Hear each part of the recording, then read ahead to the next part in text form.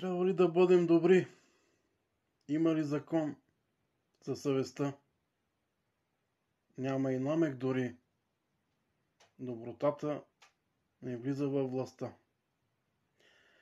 Можем ли да бъдем добри? Искаме ли да правим добро? Минават безброй суети. Мислим без пир за пари.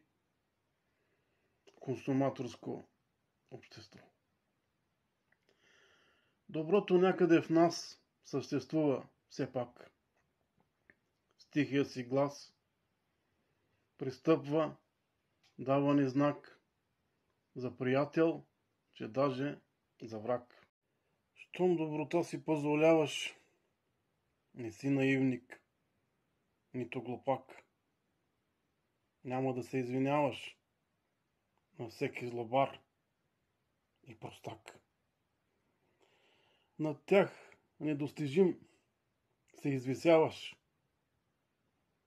Прави добро и пак, и пак, и пак.